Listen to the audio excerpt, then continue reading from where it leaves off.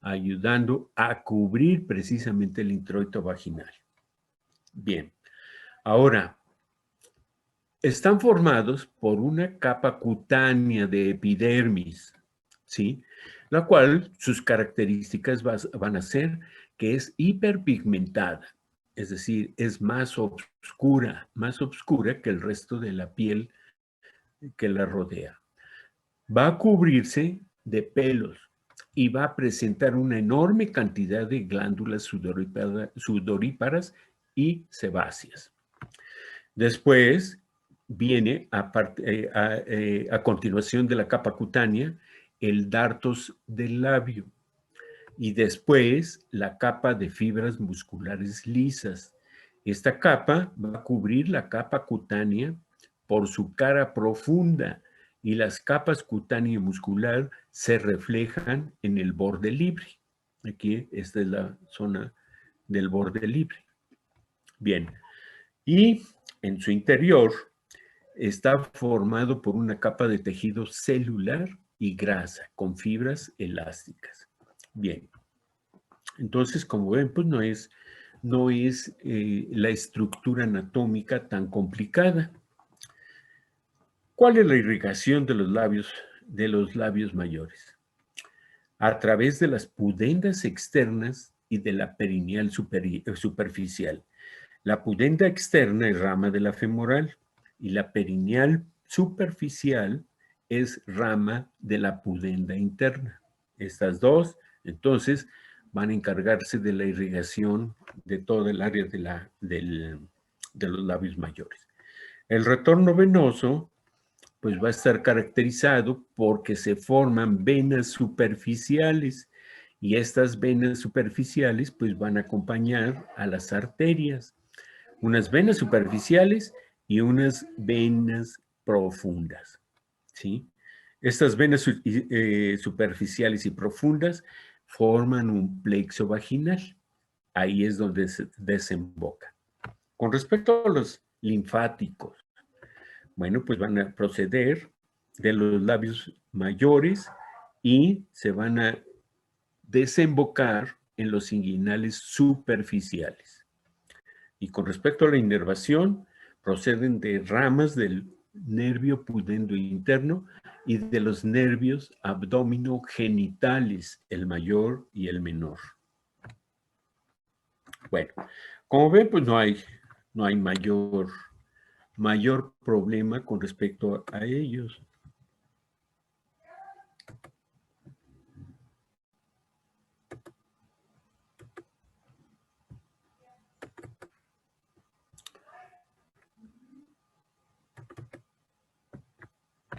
Vamos a ver con respecto a los labios menores. Pues los labios menores están precisamente inmediatamente por debajo de los labios mayores, ¿sí? Y también se caracterizan por ser repliegues cutáneos. Son pequeños repliegues cutáneos. Ahorita vamos a ver sus características. Si también son como los labios externos, como los labios mayores, bueno, pues vamos a encontrar que los labios menores también tienen una cara externa que se corresponde con la cara interna del labio mayor. Como ya dijimos, es continuación. La cara interna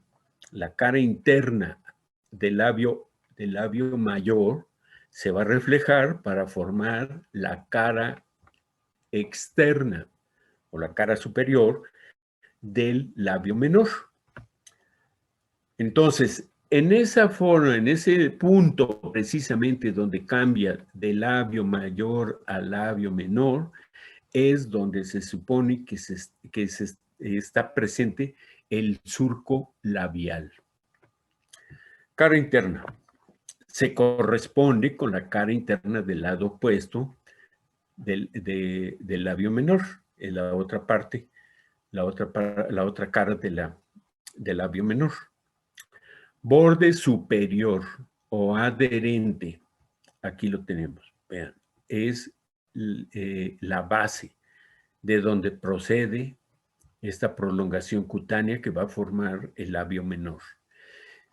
Se continúa con las partes blandas cercanas. Entonces, esa es su relación anatómica. Borde inferior o libre. Es el borde inferior. Como el anterior, ¿sí? Es la parte libre, el borde externo que se observa. Entonces, ese borde inferior o libre, bueno, pues va a corresponder a la hendidura vulvar. Sus características, convexo y en ocasiones discretamente dentado. La extremidad posterior y la extremidad anterior. La extremidad posterior, pues se va a desvanecer, vean, en la cara interna del labio mayor. Los labios menores y los mayores están íntimamente relacionados, principalmente en sus extremos, ¿sí? Entonces, en la extremidad posterior, pues se va a desvanecer con la estructura del labio menor, del labio mayor. Y pueden intervenir en la formación de la foseta navicular, ¿sí? Esta foseta navicular, pues es en contraposición con el desarrollo masculino. ¿Se acuerdan de la fosa navicular de la uretra peniana? Pues no es otra cosa más que esta región en la mujer. Bien, la extremidad anterior, aquí estaría la extremidad anterior, se divide en dos pliegues que bordean al capuchón del clítoris. Este pliegue forma lo que se llama prepucio del clítoris y el pliegue posterior alcanza la cara posterior del clítoris, formando el frenillo del clítoris. Entonces, estas estructuras, en contraposición con las del hombre, pues el clítoris sería lo que correspondería al pene en el hombre. Y las estructuras cutáneas que le están cubriendo, ¿sí? Serían en el hombre el prepucio. Bien. ¿Cómo están constituidos los labios menores? Vean, acá están perfectamente bien diferenciados los labios menores, ¿sí? Lo que acabamos de ver, esta es la porción anterior, esta es la extremidad posterior, ¿sí? Si ustedes observan, aquí en la extremidad posterior es donde se van a unir precisamente para formar la horquilla, aquí la unión de los labios menores con la unión de los labios mayores. Y de este lado, observen que mientras los labios mayores se dirigen rodeando al capuchón del clítoris, ¿sí? Esta parte anterior de los labios menores van a rodear y a formar el capuchón precisamente del clítoris. Uno lo forma y el otro lo rodea. Bien. Los labios menores están constituidos de tejido eréctil esponjoso, en contraposición con los del hombre, con las estructuras del hombre, ya se orientaron.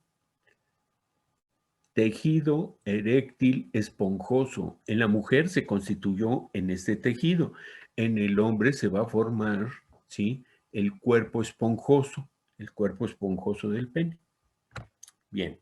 Cuando hay una excitación sexual, pueden presentar erección, por lo tanto, aumentan de volumen. Estas estructuras de los labios menores, ¿sí?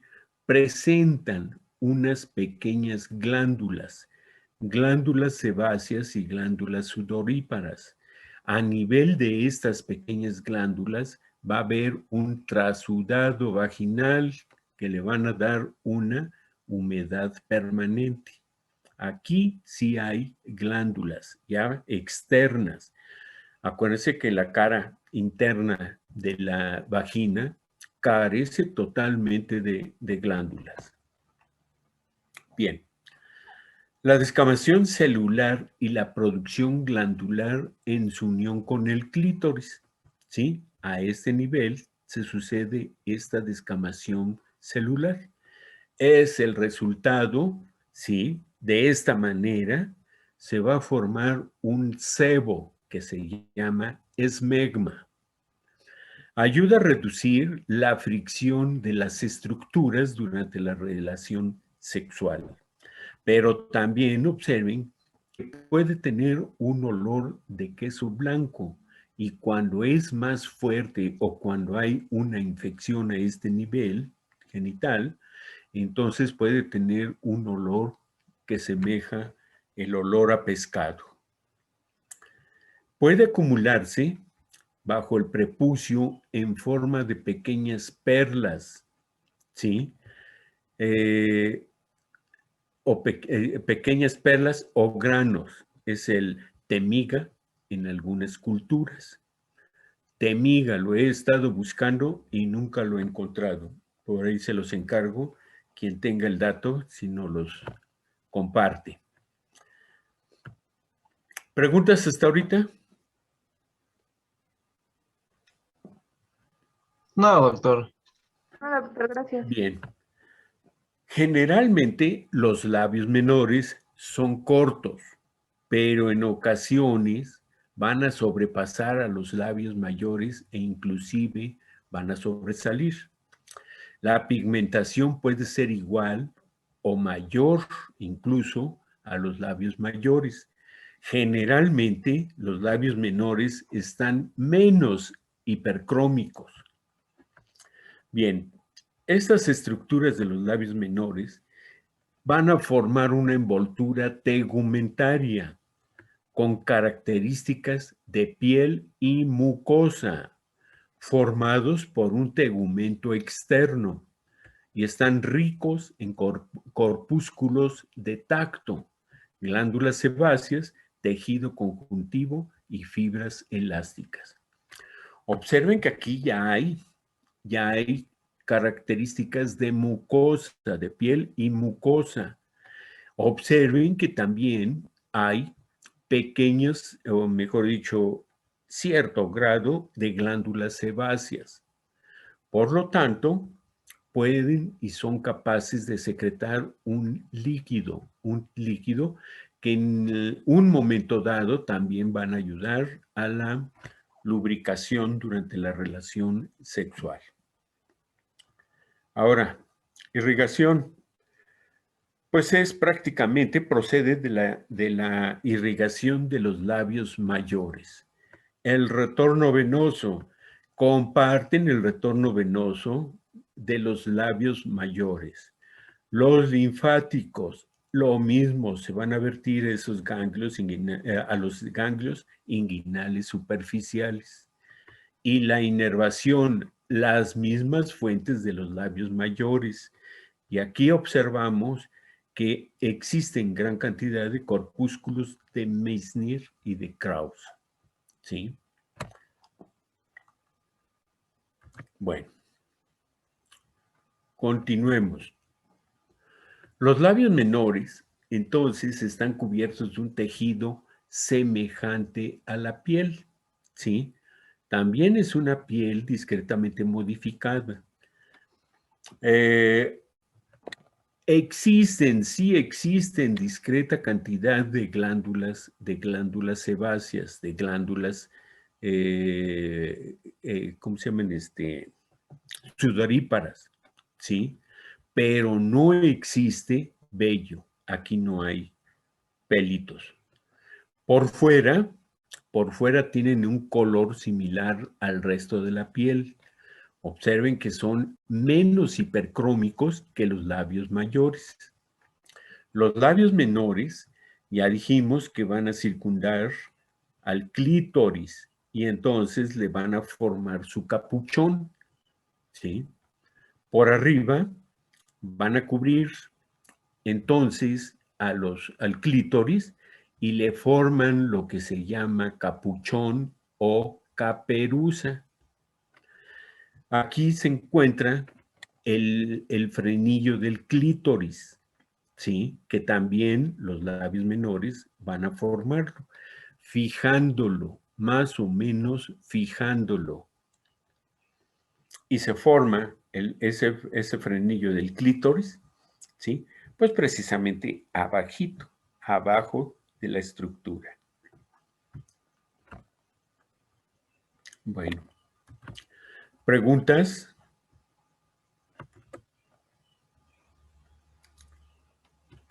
No, ¿Hay doctor. preguntas? No, doctor. Bueno.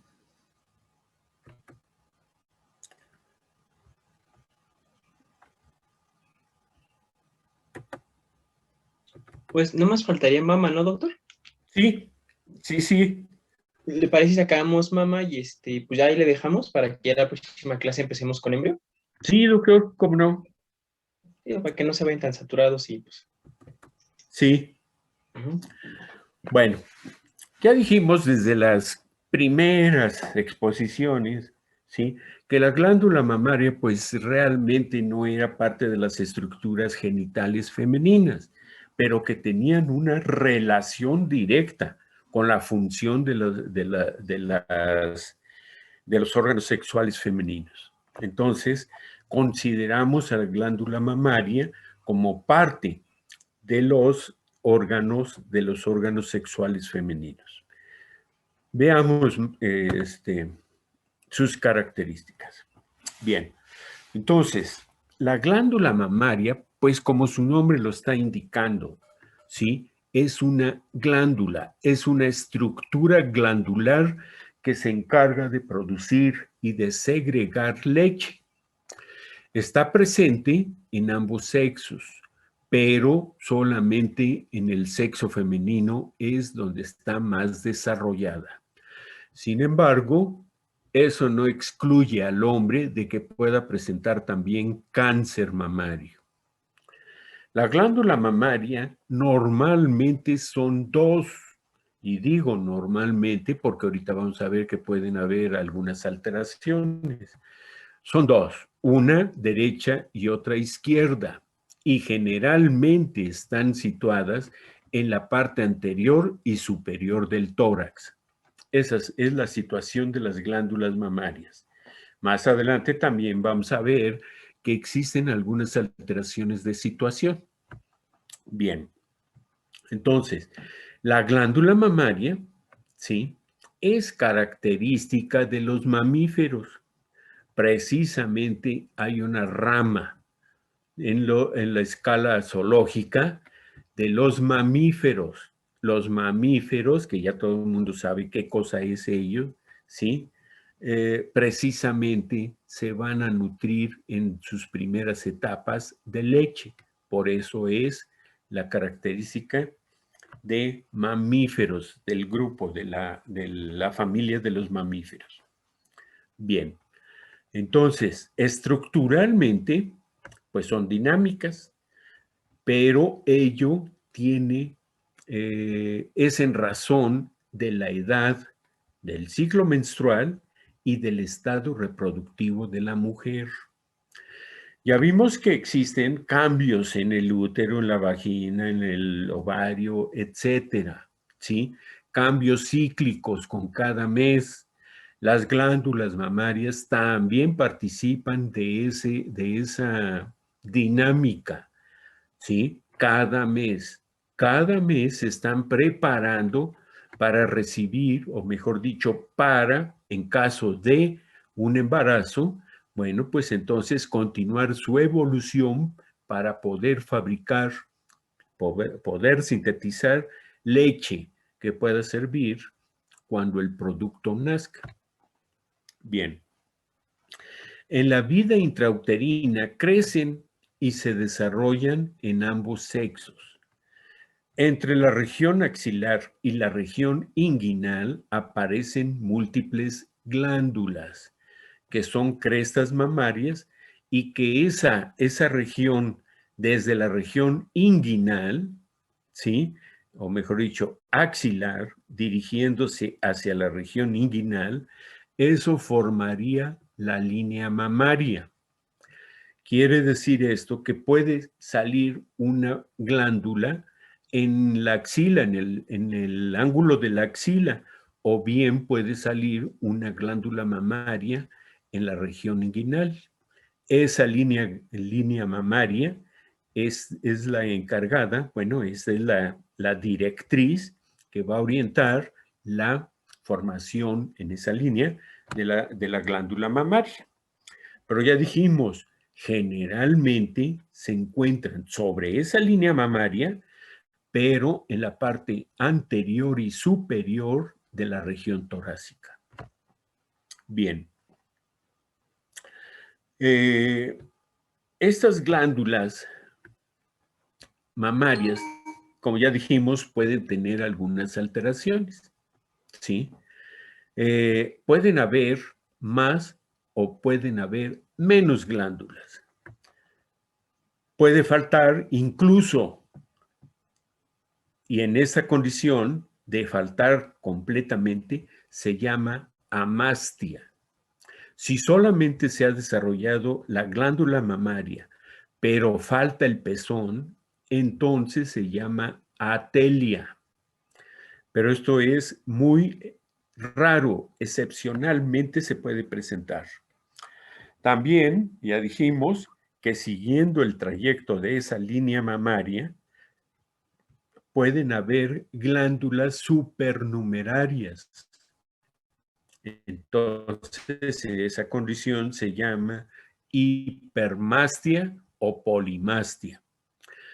En algunas ocasiones, cuando se forman glándulas supernumerarias, puede ser que las dos glándulas mamarias principales se encuentren en una situación normal en la parte superior y anterior del tórax, por delante de los músculos pectorales, ¿sí? Pero puede ser que siguiendo esa línea mamaria, pueda haber una pequeña glandulita aquí, en la región de la axila, o una pequeñita glándula en la región inguinal. No es funcional. En muchos de los casos no es funcional, ¿sí? Pero puede estar representada ahí. ¿Qué significa eso? Nada. Simplemente que salió otra pequeña, se desarrolla una pequeña glándula en lo que corresponde a la línea mamaria. Si ustedes observan, por ejemplo, en el perro, la glándula mamaria, ¿sí? También va desde la región axilar hasta la región inguinal. Pero ahí sí, en las perritas, se van a formar una línea de glándulas mamarias, dependiendo, por ejemplo, si tienen 10 cachorritos, es para suceder eso. Simplemente hay 2 glándulas y las otras suelen no tener función. Bien. La forma de la mama.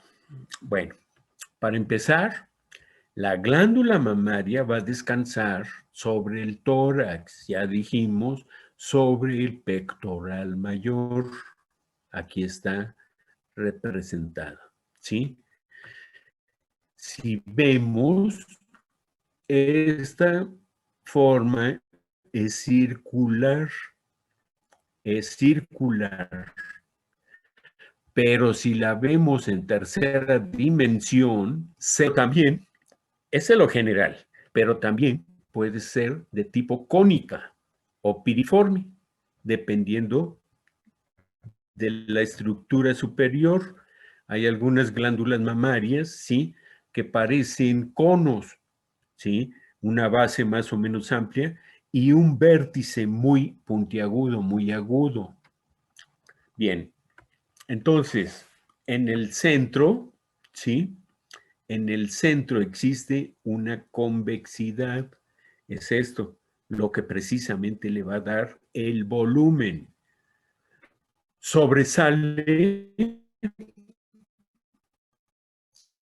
en ese volumen, sobresale una papila, esta, que se llama pezón.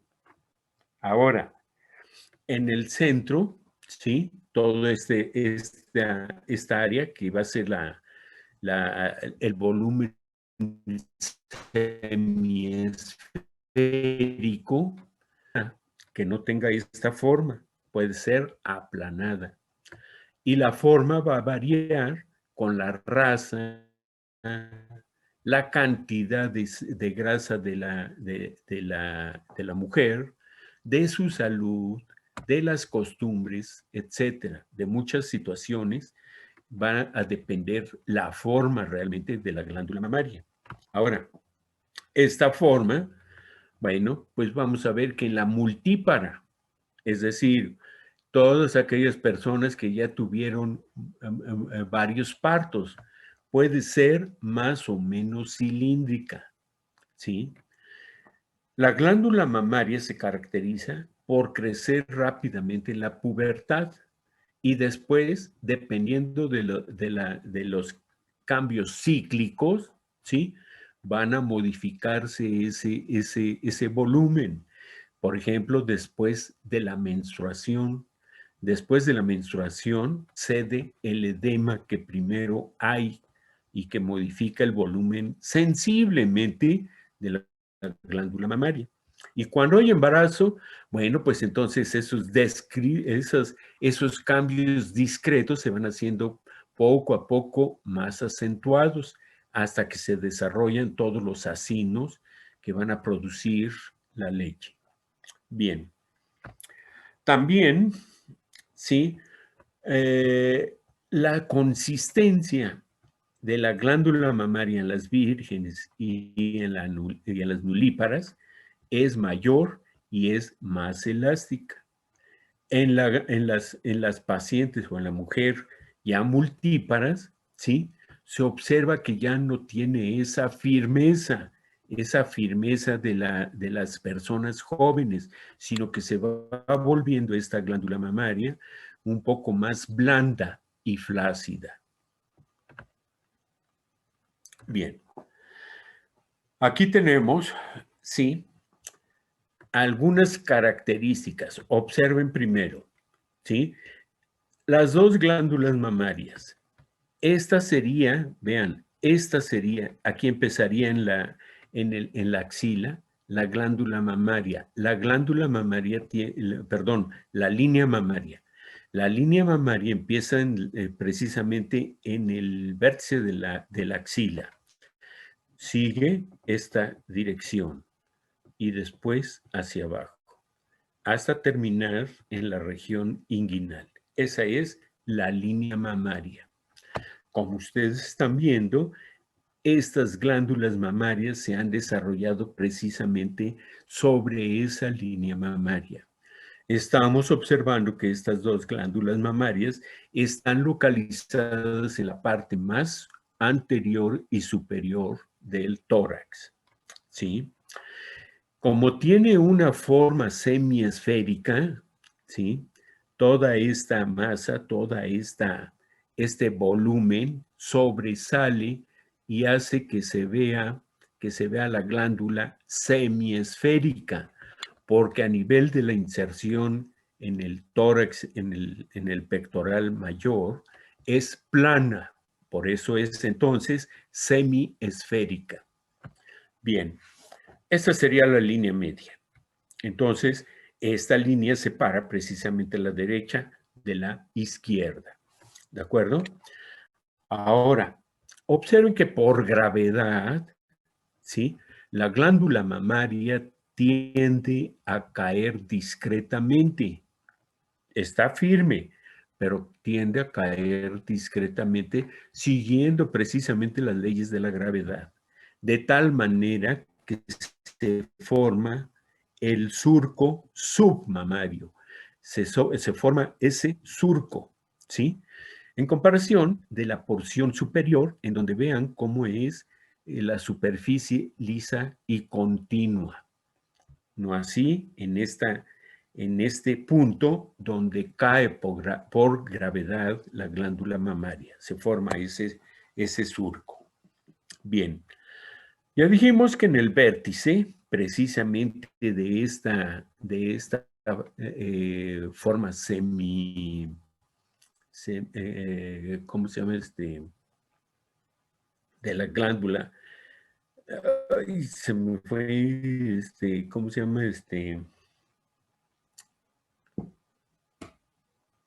Uy, bueno. En el vértice de la glándula mamaria, de la cara anterior mamaria, ¿sí? Hemisférica, ¿sí? Se encuentra entonces en el vértice hipercrómica, que es el pezón. Y esta saliente hipercrómica está rodeada por una pequeña área circular, también hipercrómica, que aquí la estamos observando. Esta es precisamente la estructura del pezón, ¿sí? Este es el pezón y esta es la región de la areola, que también es una piel hipercrómica.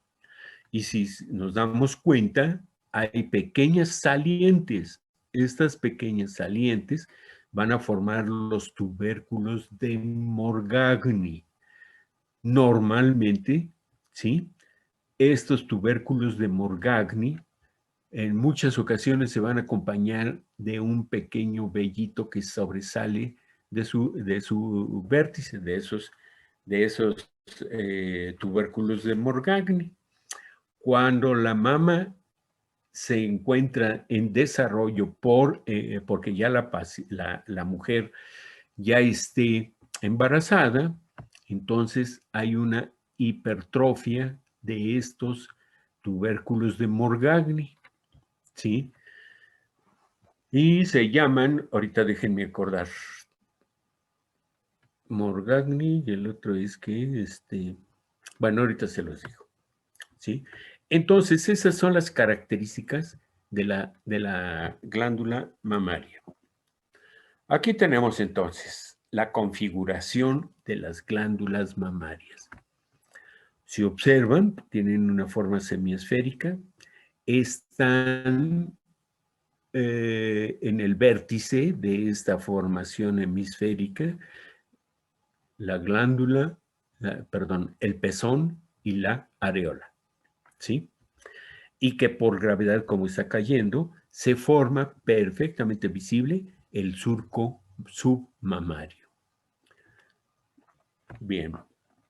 Ahora, dependiendo entonces de esta forma semiesférica, ¿sí? Podemos entonces determinarle una cara posterior, que es precisamente la que está fija a la parrilla costal mediante el músculo pectoral mayor. Esa cara, pues es plana. Es una fascia superficial que separa a los músculos de la región torácica. Presentan en su base un tejido celular de consistencia variable. Esta consistencia variable precisamente es por la forma, el sexo, bueno, femenino, la raza, las costumbres, etcétera. Por eso, este tejido celular puede variar en su consistencia. Está la cara posterior en relación con el pectoral mayor y con el serrato mayor. Permite la movilidad discreta de la mama. Ahora, la cara anterior, pues es la visible, es convexa, por eso es semiesférica. Presenta en el centro, ya dijimos que entre los tubérculos de Morgagni e inclusive en los tubérculos de Morgagni, pequeños pelos que sobresalen, pero es discreto. Y está rodeado, está primero este pezón, que es el final de los conductos galactóforos, ¿sí? Y rodeado por esta área que se llama areola. Bien, Con respecto a la areola, ¿sí? Vean que podemos decirle areola o areola. Es indistinto, es sinónimo. Esta areola, pues es esta superficie, es la superficie circular hipercrómica que está rodeando al pezón. Es discretamente saliente.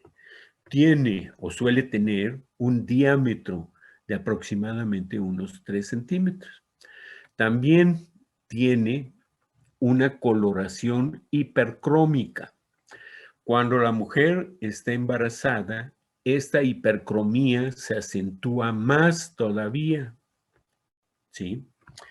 Presenta tubérculos de Morgagni, que no es otra cosa más que pequeñas glándulas sebáceas.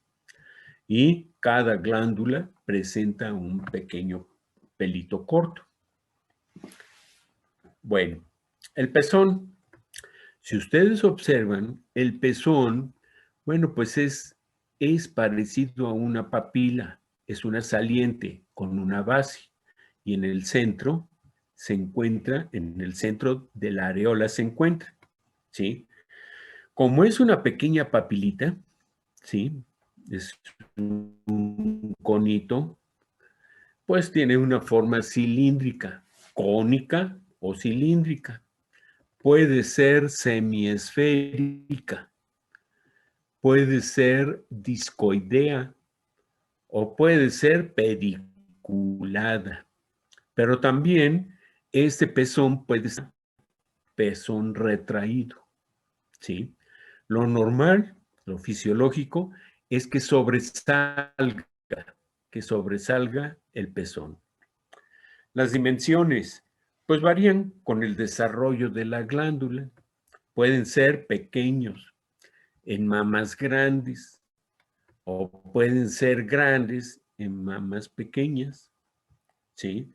Aparecen surcos o papilas.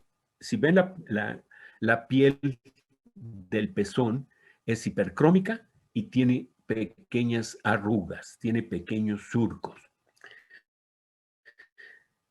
Y como dijimos que es el final de las vías lácteas, ¿sí? Aquí van a desembocar entre 10 y 20 pequeños orificios de los conductos galactóforos.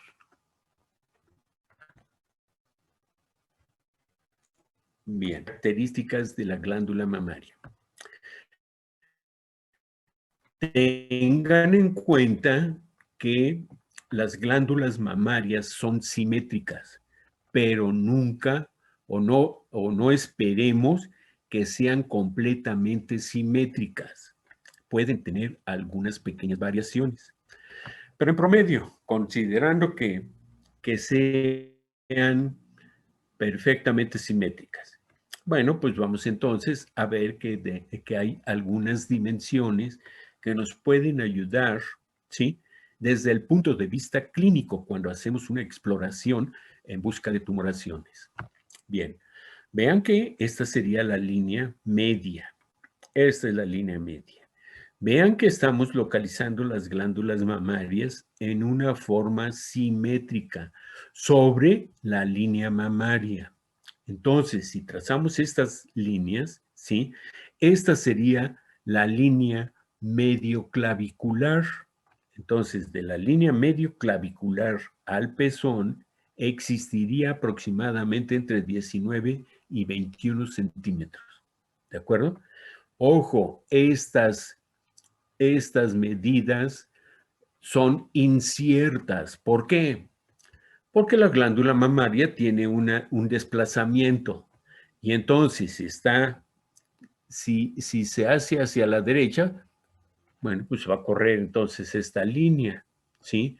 Entonces, si se hace a la izquierda, lo mismo va a variar esta línea. Pero tomando en consideración que estén en reposo sin que haya un factor externo que las movilice. Entonces podemos encontrar esas situaciones. Vean que del pezón a la línea media, siguiendo la convexidad de la glándula, Bueno, pues vemos que tiene aproximadamente unos 2 centímetros. ¿Sí? Vean que del surco, el surco submamario al pezón, tiene aproximadamente de unos 5 a 6 centímetros. ¿Sí? Entonces, estas relaciones son didácticas nada más. Casi nadie se pone a medirlas ni nada, precisamente porque las glándulas mamarias en algunas ocasiones, pues no son tan simétricas. Y eso no quiere decir que la paciente tenga anormalidades. Bien. Las dimensiones. El diámetro de la areola, pues ya dijimos que es de 4 centímetros. El diámetro del pezón, 1 centímetro. ¿Sí? La altura del pezón, 1.2 centímetros. ¿Sí? Entonces, presenta la glándula mamaria una envoltura cutánea y célulo adiposa. Es un disco aplanado de adelante hacia atrás, ¿sí? Tiende a ser hemisférico.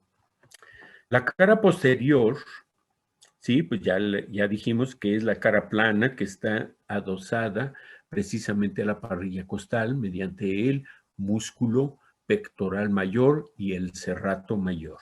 ¿De acuerdo? Bien, ahora veamos la circunferencia.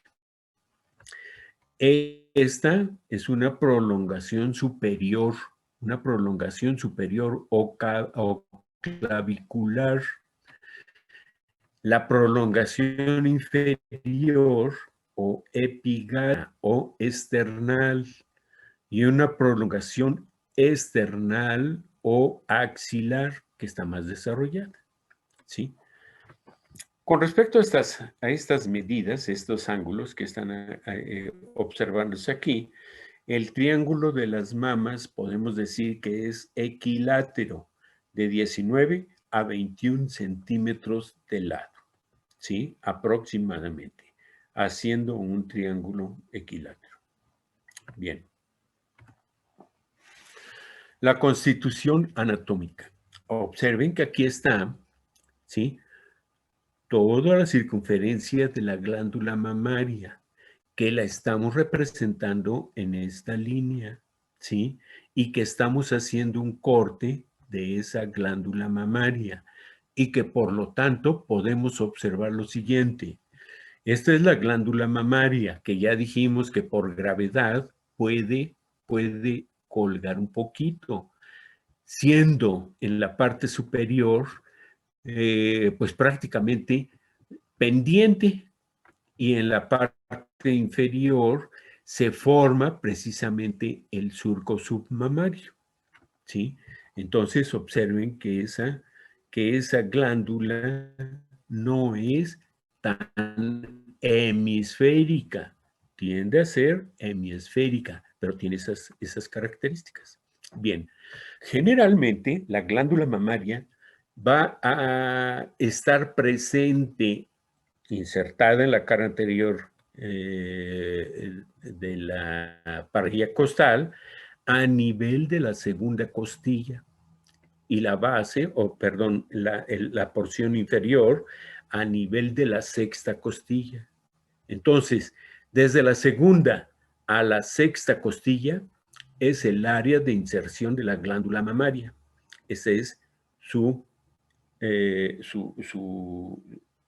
relación. ¿De acuerdo? Ahora, vemos que la glándula mamaria, ¿sí? Principalmente está cubierta primero por la piel y después por un tejido, una cápsula muy abundante, célula adiposa, en donde se encuentran inmersos los acinos, las glándulas lácteas y sus conductillos, sus conductos galactóforos. Estos conductos galactóforos que van a desembocar, ¿sí? Precisamente a nivel del pezón. Entonces, prácticamente todo el volumen de la glándula mamaria está constituido por una cápsula célulo-adiposa. ¿De acuerdo? Y si observamos la inserción de la glándula mamaria, vemos que por un lado, aquí está superficial y que está en contacto con la glándula mamaria, ¿sí? El músculo pectoral mayor, ¿sí? Y además está reforzado por el serrato mayor. Y que además, observen que esto también es músculo, los que están rodeando las costillas, que son los músculos intercostales. Entonces, sobre toda esta parrilla costal está adosada, está insertada la glándula mamaria. Bien. Bueno, vamos a ver cuál es la constitución anatómica. Vean, en la glándula mamaria, pues vamos a vacinos secretores, conductos excretores y tejido conjuntivo intersticial. Ya lo acabamos de ver. Vacinos secretores, las glándulas con sus conductos, ¿sí? Conductos excretores que vienen de los acinos. Y todas estas estructuras están inmersas en el tejido conjuntivo intersticial, que no es otra cosa más que la cápsula a los acinos secretores. Bueno, pues vamos a ver que están caracterizados por estar constituidos de células prismáticas bajas, formando una capa principal y que tienen función durante la actividad glandular. Y unas células irregularmente cúbicas por fuera de las prismáticas, ¿sí? Entonces, a nivel de estos acinos, a nivel de estas células prismáticas, se va a tener la actividad láctea, la formación de leche.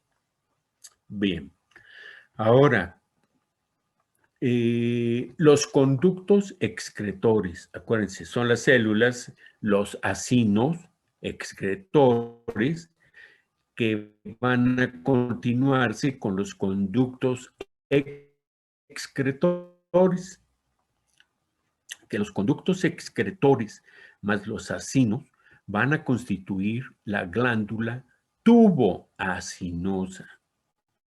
Entonces, esta glándula, allá así formada, cuando ya hay un embarazo, son las encargadas de producir y almacenar y después secretar la leche. Tejido conjuntivo, lo que rodea a todas las glándulas, a todos los acinos y los conductos. Tejido conjuntivo intersticial. Bueno, están constituidas, ya dijimos, por células adiposas que van a formar lóbulos adiposos. Entonces, de esa manera, ya estamos viendo cómo están formados los acinos, que se continúan con los conductos excretores y que estos conductos, todas estas glándulas tuboacinosas están inmersas en el tejido conjuntivo intersticial. ¿De acuerdo? Bueno, con respecto a los conductos excretores, pues vamos a ver que también están cubiertos por una membrana propia. Esa membrana propia se va a continuar con la membrana de los acinos glandulares, el epitelio de las células prismáticas y con gran cantidad de células de Bol, que así se llaman y que favorecen la expulsión de la secreción. ¿Sí? Estas células de Bol favorecen la expulsión de la secreción. Entonces, esa membrana propia, pues vean, van a estar tapizando, o mejor dicho, cubriendo prácticamente todo el acino, toda la glándula tuboacinosa. Bien, Ahora, también ya vimos las características internas. Vamos a ver entonces las envolturas cutáneas, la piel. Entonces, de la envoltura cutánea podemos determinar que hay una zona mamilar, que ya la conocemos, que es la piel del pezón. Esta se va a caracterizar porque es delgada, con múltiples papilas y con abundantes glándulas sebáceas. La zona areolar, que es la piel que rodea a la región del pezón, que es delgada, es hipercrómica, está constituida por fibras musculares lisas, un músculo areolar, ¿sí? Produce telotismo. ¿Qué es el telotismo? Es la erección con endurecimiento e hipersensibilidad, ¿sí? Este telotismo se va a presentar en varias situaciones. Una, cuando hay una excitación sexual de la mujer. Otra, cuando hay una temperatura fría y no está cubierta la glándula mamaria. Y la otra, cuando hay estímulo, cuando el producto ya va a mamar.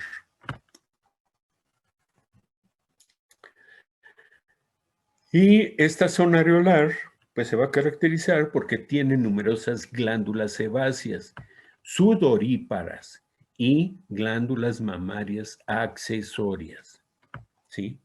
Y una zona periférica, que es la piel del resto de la glándula mamaria.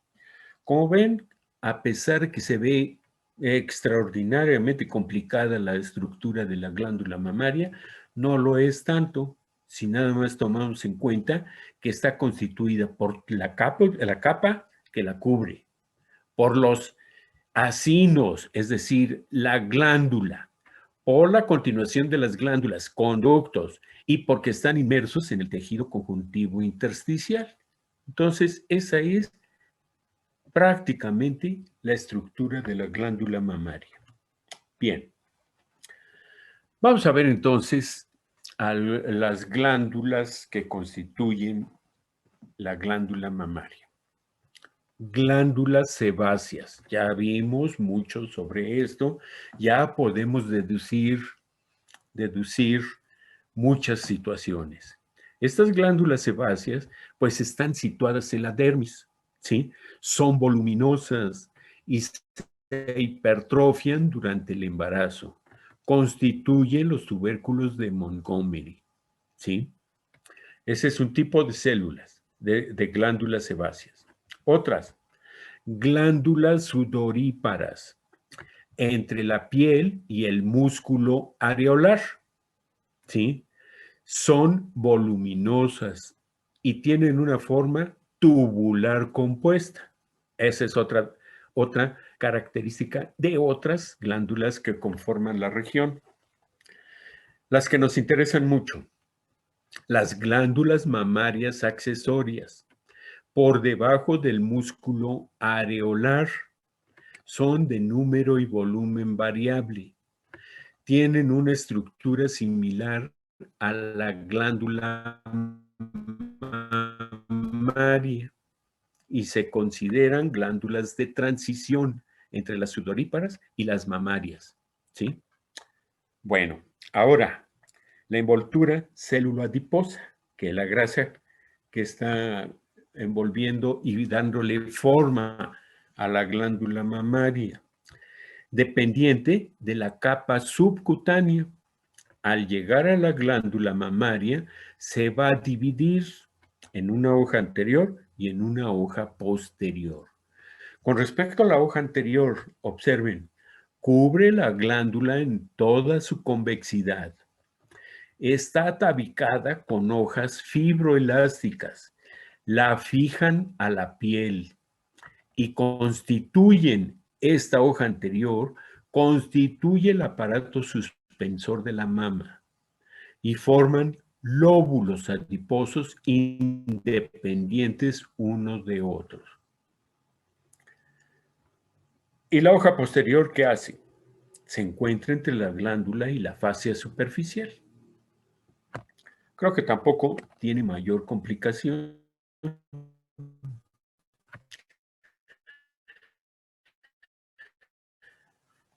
Lo que acabamos de observen que este es el tubo galactóforo. Este es el galactóforo, ¿sí? Estos serían los alvéolos o conductillos terminales, estos. Esto que rodea es el estroma interlobulillar. Este es un lobulillo. Por lo tanto, este es el estroma interlobulillar. ¿Cuál es? Este, vean, el que está rodeando. El conducto colector. Aquí están los conductillos terminales. Forman la leche, pasa esa leche a un conducto colector intralobulillar. Aquí está, véanlo. ¿Sí? Que desemboca al conducto galactóforo. ¿Sí? Y este acino está rodeado por este estroma que es tejido adiposo. Bueno, en las mamas activas, los conductillos terminales, estos, se diferencian en alvéolos productores de leche. ¿Qué quiere decir? Que estos conductillos terminales, si la glándula mamaria se está preparando para un embarazo que ya se llevó a cabo, entonces ahora se van a diferenciar en alvéolos que van a producir, ahora sí, verdaderamente la leche. Bien. Aquí tenemos otras imágenes de todo lo que ya hemos hablado. Vean cómo se están formando los lóbulos de grasa, ¿sí? Que son independientes unos de otros. Entre estos lóbulos de grasa se encuentran inmiscuidos los acinos, ¿sí? Y sus conductillos. Aquí está progresivamente, vean, primero la capa de piel, después el tejido adiposo y después cada uno de los lobulillos que están formándose por esta estructura y que cada uno de esos lobulillos dentro están constituyendo los acinos realmente, la glándula y sus conductillos que van a desembocar precisamente en la región del pezón. Otra imagen aquí, ¿sí? Vean cómo se encuentran la grasa que da forma a la glándula mamaria en forma de lóbulos, ¿sí? En forma de lóbulos, que permiten exclusivamente la salida de los conductillos galactóforos. Aquí hay otro corte, observen. Este sería la envoltura adiposa y este sería ya las glándulas productoras de leche. Estos serían ya los espacios galactóforos y este sería ya el conducto por donde va a transcurrir la leche hacia el pezón. Bien, ¿cuál es la irrigación de la glándula mamaria? Aquí estamos observando, vean, ¿sí? Que está muy irrigada la glándula mamaria, ¿sí? ¿De dónde procede esa irrigación? Bueno, de la arteria mamaria externa o axilar se va a proporcionar la arteria torácica superior, la acromiotorácica y la mamaria externa o torácica externa. Vean, esto quiere decir, ¿sí?, que estas arterias van a irrigar exclusivamente el cuadrante externo. ¿Sí? Acá está. Cuadrante externo. O axilar. Vean. Cuadrante interno proporciona la arteria subclavia a la arteria torácica interna o mamaria interna, y que precisamente el cuadrante interno es el que va a irrigar, ¿sí? Y la mitad inferior, que es todo esto, ¿sí? Procede de la aorta torácica y se van a formar las arterias intercostales posteriores, 2, 3, 4 y 5, y que van a irrigar precisamente toda la región inferior de la glándula mamaria. Miren, no hay mayor problema. No hay cuadrantes aquí para la irrigación arterial de la mama. Simplemente es un cuadrante externo, cuadrante interno y región interna y mitad inferior. ¿Sí? Bien. El drenaje venoso. A partir de la vena axilar, de la mamaria interna y de las intercostales. Pero de las venas intercostales van a formar la vena ácigos del lado derecho y la vena hemiácigos del lado izquierdo.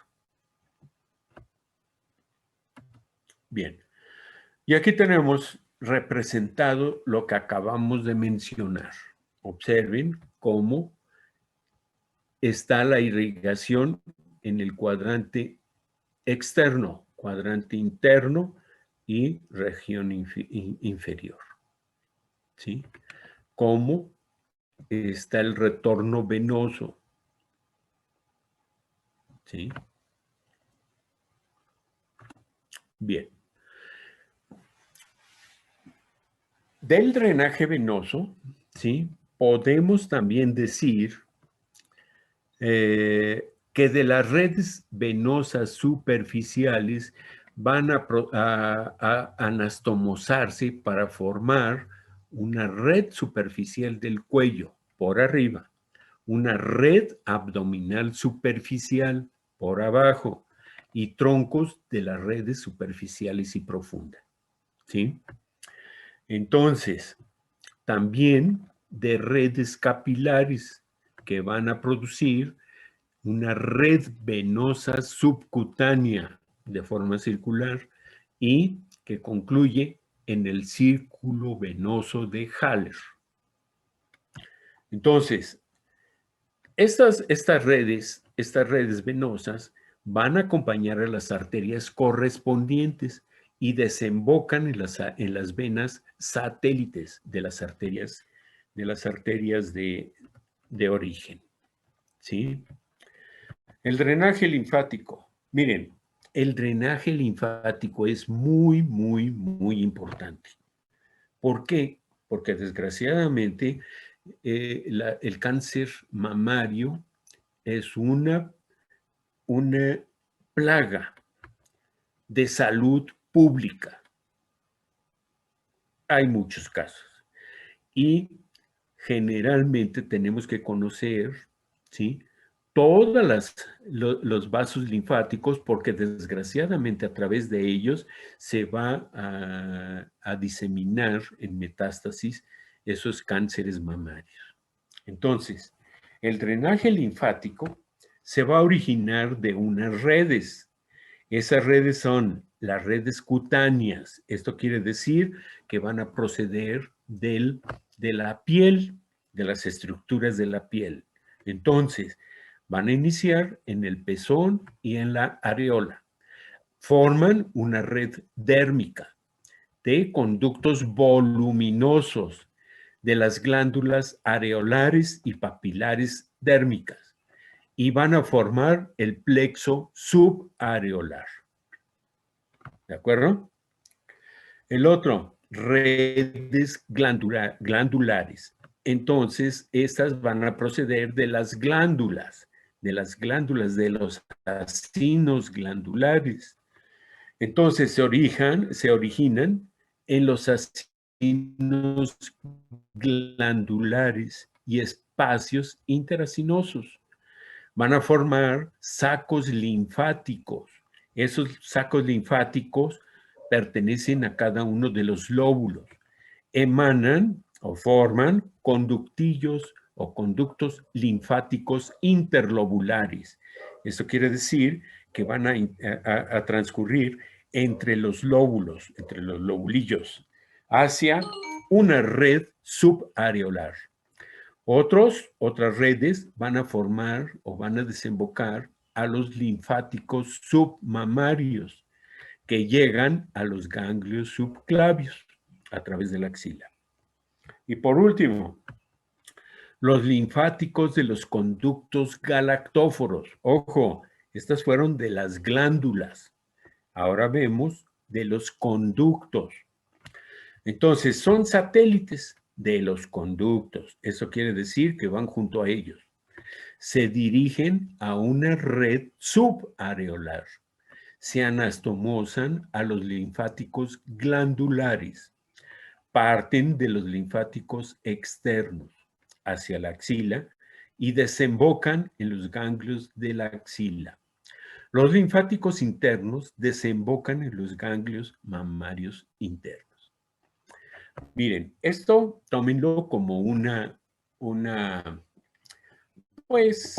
cápsula informativa, a menos que vayan para oncólogos o para ginecobstetras, sí se los tienen que aprender, pero perfectamente bien, porque van a ser ustedes los encargados de operar los cánceres mamarios y tienen que saberse todas esas estructuras. Bueno, esta es la inervación. A través de 5 nervios intercostales, a través del nervio supraclavicular y a través del plexo cervical superficial. Entonces se van a distribuir en la piel, en los músculos areolares, que ya los conocemos, a los vasos en sí. Bueno, yo creo que por ahora terminamos con esto, ¿sí? Doctor Atzin. Sí, doc. Le dejamos ya la próxima clase, ahora sí vemos lo que sería embrio. Nada más